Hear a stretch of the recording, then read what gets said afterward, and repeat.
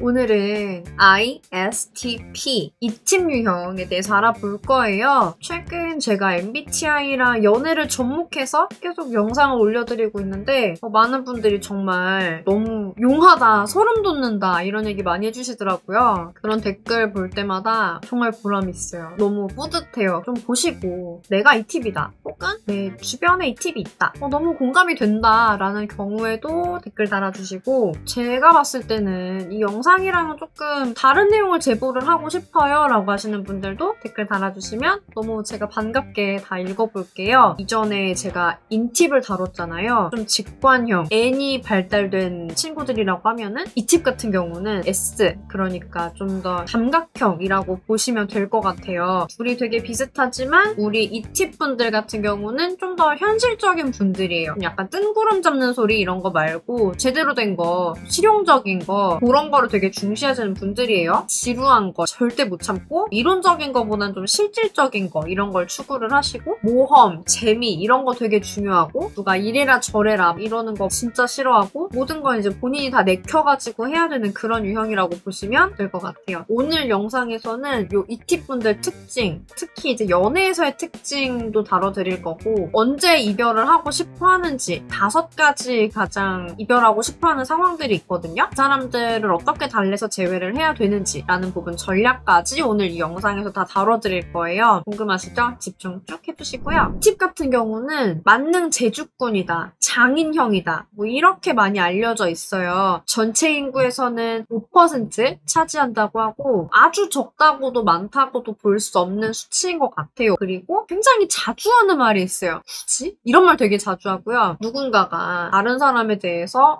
얘 걱정이다, 걔 어떻게 하냐 이렇게 얘기를 하면 지가 알아서 하겠지, 뭐 지 인생이야 이렇게 얘기를 해요. 좀 웬만한 일에는 동요를 안 하는 성격이에요. 모든 것을 달관한 사람처럼 이 또한 다 지나가리라 이런 입장. 특히 다른 사람들이랑 대화를 할 때 나만 좀 종족이 다른가? 좀 이런 생각을 하는 또 특징이 있는데, 풀 메이크업을 하시는 분들도 계신데요. 대부분의 여자 이팁 분들 같은 경우는 화장을 거의 안 한다고 해요. 왜냐? 귀찮거든요. 귀찮아서 잘 안 하시는 분들이 많고, 탈코르셋 많이 하시잖아요. 근데 그거랑은 무관하다고 해요. 특징 조금 더 알려드리자고 하면은, 요분들은 익스트림 스포츠 되게 좋아해요. 자동차 경주, 스카이다이빙, 서핑, 모터사이클 막 이런 거. 그리고 이제 전형적인 성취형이에요. 새로운 체험에 적극적이고 리스크 정도는 좀 감수를 하는 성격이에요. 성취형이랑 반대되는 유형이 안정형이 있어요. 안정형 분들은 가진 걸 놓고 싶어 하지 않아 하고 새로운 걸 굳이 시도하고 싶어 하지 않아요. 특히 리스크를 지는 걸 별로 안 좋아해요. 성취형 분들은 내가 새로운 걸 경험하기 위해서라면 리스크 정도는 감당할 수 있어 라고 생각하시는 분들이에요. 워커홀릭이 되는 경우가 되게 많고, 회사에서도 되게 높은 직책까지 쭉쭉쭉 올라가시거나 혹은 자기 사업하고 있거나 좀 그래요. 또 손재주가 되게 많은 분들이어서 본인 손으로 할 수 있는 일들을 좋아해요. 예술, 공예 이런 거 좋아하고, 본인이 공들여서 뭔가 만들었어요. 그러면은 요거를 막 칭찬받으면 되게 엄청 좋아해요. 이런 분들이다 보니까 좀 좋아하는 장소라고 하면은 모터쇼, 뭐 전시회, 작품전, 원데이 클래스, 뜨개질이나 퀼트, 목공, 미술 강좌, 박람회, 손으로 하는 걸 좋아하시는 분들이다 보니까 철물점도 좋아해요. 이런저런 공구 같은 게 되게 많으니까. 그리고 뭐 모터사이클, 하이킹, 골프 모임 뭐 이런 거 되게 좋아해요. 또 요분들 특징이요. 휴대폰을 사면 초기 세팅을 하잖아요. 모든 진동과 소리를 빼는 것부터 시작을 하시는 분들이 많다고 합니다. 좀 외곽내 유형이에요. 겉으로는 좀 무뚝뚝해 보이긴 하는데 사실 좀 속으로 상처를 잘 받는, 다만 이제 굳이 티내지 않는 거죠. 생각보다 흥부자들이 많이 계세요. 겉보기엔 좀 조용한데 혼자서 막 두둠칫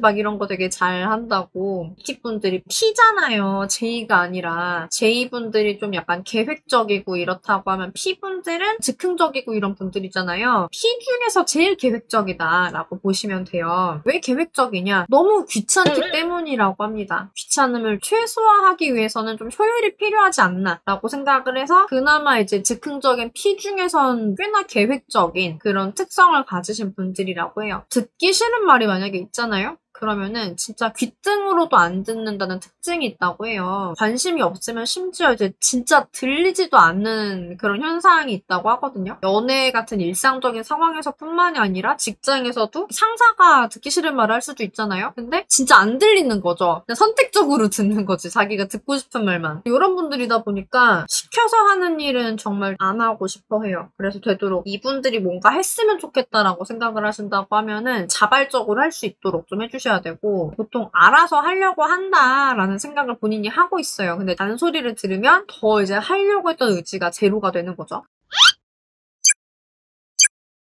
그러면은 이쯤에서 연애 특징으로 가볼게요. 일단 이 팁분들 같은 경우는 개인적인 시공간을 되게 중시하시는 편이에요. 연애를 한다고 해도 본인이 독립적으로 활동을 할 수도 있잖아요. 그런 거에 대한 자유를 좀 침해받고 싶어 하지 않아 하시는 분들이에요. 그리고 MBTI 콘텐츠 다룰 때 많은 분들이 일십 이런 거 되게 많이 궁금해 하시더라고요. 일십에 대해서는 이런 특징은 있어요. 만약에 상대가 일십이를 안 일십을 나한테 했어요. 이 대화가 자기 생각에 영양가 있는 대화가 아니라 그저 수다였으면은 오히려 고맙다라고 생각을 하는 그런 편이라고 해요. 이분들이 호감을 느끼는 분들은 말보다는 행동이 앞서는 분들. 원하는 데이트가 있다고 하면은 나 이런 데이트 하고 싶어 말로만 하는 게 아니라 적극적으로 추진을 하시는 분들. 특히 좋아하는 거는 뭔가 먹고 싶은 메뉴가 있어요. 그러면은 레스토랑을 갈 수도 있겠죠? 그게 아니라 직접 장을 보고 요리를 하고 그런 직접적인 활동들을 할 수 있는 데이트를 많이 선호를 한다고 해요. 이 팁분들 같은 경우는 만약에 뭐 A라는 사람한테 호감을 느꼈어요. 보통은 내가 한번 좋아하면 계속 좋아할 수도 있는 건데, 근데 이제 만약에 A라는 사람이 날 별로 안 좋아하는 것 같다라는 생각이 들면은 서서히 식어간다고 해요. 어차피 얘는 날 안 좋아하는데 쓸데없이 에너지가 소모가 된다는 거죠. 그런 건 좀 성격이 안 맞아 하는 분들이에요. 그리고 싫어하는 사람도 어떤 사람들이 있냐면 말 많은 사람, 특히 이제 자기 얘기만 많이 하는 분들은 진짜 극혐이라고 하더라고요. 싫어하는 데이트도 명확해요. 틀에 박힌 데이트. 약간 루틴 같은 거 있잖아요. 뭐 차를 마시고 레스토랑에 갔다가 뭐 등등등. 특히 싫어하는 게 쓸데없이 잡담만 하는 그런 데이트를 제일 싫어한다고 해요. 좋아하는 영화 장르는 스릴러나 액션 이런 거 좋아한다고 하고요. 연애 초기에 좀 알아두시면 좋은 꿀팁이 있어요. 개인적인 시공간 이런 거 되게 중시한다고 말씀드렸잖아요. 개인적인 시공간을 충분히 많이 확보하도록 해주시는 게 좋아요. 여러분이 생각하시는 것보다 훨씬 많이 주면은 그게 이분한테 충분할 거예요. 서로 가까워지면서 공동의 시간과 공간을 확보를 서서히 해나간다는 개념으로 연애 초기에 그렇게 접근을 해보시는 걸 좀 추천을 드립니다. 또 하나 조언 드릴 게 뭐냐면 이 팁분들한테 낭만이나 로맨틱이나 이런 거 좀 기대를 안 하시는 게 좋아요. 특히 남녀의 성역할에 대한 고정관념이라는 게 있잖아요. 이런 거는 좀 멀리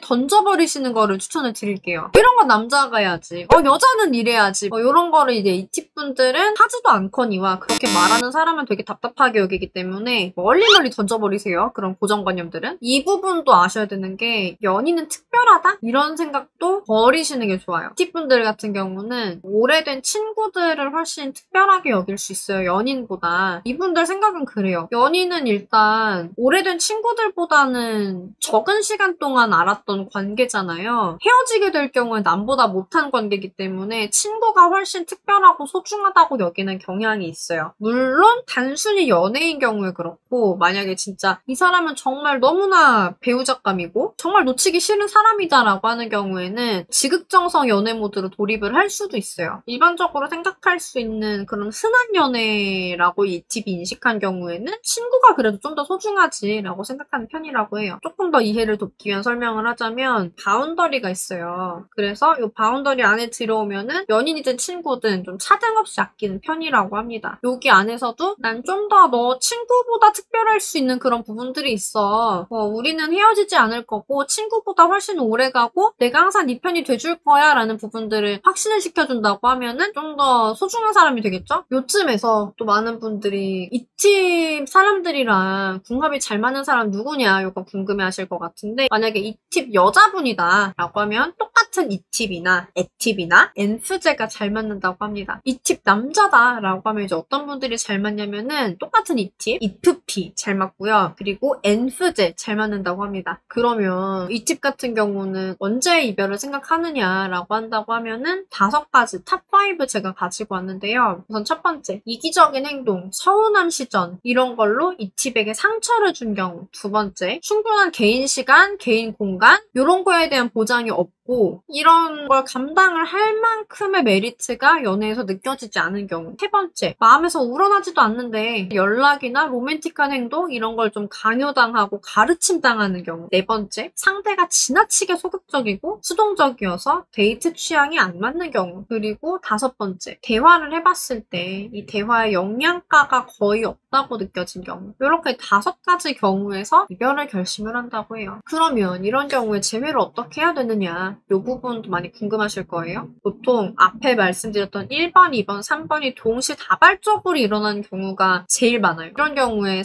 상대분이 주로 하는 말, 주로 하는 생각이 이런 거예요. 연인이면 당연히 이렇게 되는 거 아니야? 좀 이런 거? 이런 논리로 연락을 왜 잘 안 해주냐? 왜 주말은 연인이 함께 보내는 시간인데 너는 너만의 일정을 따로 빼놓은 것이냐? 나를 별로 안 보고 싶은 거냐? 뭐 예를 들어서 너는 남자인데 왜 내 가방을 들어주지 않느냐? 딴 남자들은 다 들어주는데 뭐 너는 여잔데 왜 그렇게 애교가 없냐? 사람이 왜 그렇게 딱딱하냐? 이런 이야기들. 보통이라는 단어를 무기로 이 팁을 별종 내지 못된 사람 취급을 하면서 다 몰아세우게 되는 경우에 당연히 이 팁 입장에서는 질릴 수밖에 없어요. 특히 이제 이 팁 같은 경우는 안 맞는데 맞춰가는 거는 시간 낭비다, 에너지 소모다라고 생각을 한단 말이에요. 이런 이 팁이랑 재회를 하시려면 제일 중요한 거는 일단 내가 그동안 내세웠던 보통이라는 단어, 그 보통부터 다 철회를 하셔야 돼요. 연인이면 당연하고 뭐 남자면 당연하고 여자면 당연하고 뭐 이런 거 다 본인 머릿속에서 제거를 하셔야 돼요. 너는 너고 나는 난데 왜 보통에 맞춰야 돼? 이런 말이 이 팁의 입에서 다시는 나오지 않도록 만들어주셔야 돼요. 사실은 이렇게 하셨던 이유가 본인 생각엔 이게 정말 좋은 연애라고 생각하셔서일 거예요. 그렇기 때문에 제가 이렇게까지 말씀을 드리면은 재회를 포기하시는 분들이 많아요. 이런 사람이라면 저 재회 안 할래요 라고 생각하시는 분들 특징이 또 뭐냐면 결국은 꼭 이 팁이 아니더라도 좀 이런 비슷한 성향의 분들이랑 사귀게 되신다는 거예요. 한 가지 진짜 아셔야 되는 거는 보통이라는 건 진짜 없다는 거. 원래 없는 거기 때문에 이거는 재회를 떠나서도 바뀌시는 게 맞기는 해요. 이 팁 말이 여기선 맞거든요. 너는 너고 나는 난데 우리는 보통의 사람이 아니라 각자 개성을 가진 사람들인데 우리한테 맞춰야지 어떻게 남들의 기준을 생각을 하냐. 우리는 우리니까 우리만의 기준이 필요한 건데 팁 말이 이거는 진짜로 맞아요. 제가 연애 상담을 하는 입장에서 만약에 내가 재회를 할 거고 내가 이런 점들을 바꿨어요. 그러면은 이걸 보여줄 방법도 필요한 거잖아요. 그래서 이제 연애자교 내담자분들께는 너를 알려드리고 있기는 해요. 대화를 안 하고 싶다는 상황에서는 그래도 우리 대화 좀 하자라고 하는 게 좀 되게 눈치 없는 행동이거든요. 이런 상황에서도 우리가 대화를 제대로 하려면은 너가 필요하기 때문에 파워번에 이제 이별 원인이 있죠. 적극적인 면이 부족해서 헤어졌거나 뭐 이 팁 입장에서 영양가 있는 대화가 안 된다라고 판단된 경우 이런 경우는 어떻게 제외를 해야 되냐면은 본인이 부족한 부분들을 먼저 채우시는 게 급선무예요. 연애에서 데이트라는 것도 되게 중요한 거잖아요. 우리가 함께 시간을 보내는 일이기 때문에 이 팁 입장에서는 본인이 그 시간을 보내고 싶은 형태의 그런 데이트 뭐 이런 게 있단 말이죠. 예를 들어서 액티비티한 활동들 이런 걸 난 하고 싶은데 근데 내 여자친구, 내 남자친구는 이런 건 싫대요. 집에만 있고 싶어요. 그러면 이제 힘들어지는 거죠, 마음이. 내 연인하고는 내가 하고 싶은 걸 같이 못하니까. 그래서 그런 걸 할 수 있는 분으로 바뀌시는 게 필요해요. 용기를 내봐야죠. 그렇게까지 해서 재회를 하고 싶은 거라고 하면 그렇게까지 해야죠. 그리고 이제 대화가 영양가가 있다 없다 이거에 대한 문제라고 하면 이 팁이 생각했을 때 영양가가 있는 대화라는 게 대체 뭔지 이걸 본인이 파악을 하고 계신지 이거부터가 중요한 포인트거든요. 내가 진짜 모르겠다라고 하면 직접 물어보시는 것도 방법이기는 한데 그러면 좀 되게 좀 눈치 없어 보일 수 있겠죠? 직접 질문하기 좀 그렇다라고 하면은 그분이랑 성격이나 관심사 뭐 이런 게 비슷한 분을 좀 최대한 찾아보셔가지고 그분한테 대신 질문을 해보는 것도 것도 방법이에요. 물론 이제 상담으로 들어오시면은 다 분석을 해가지고 짚어드리겠지만 이게 상황이 안 되시는 분들도 계시잖아요. 이렇게라도 그 사람에 대한 정보를 최대한 끌어모으시는 것부터가 시작점이 되겠죠? 그리고 진짜 중요한 거 절대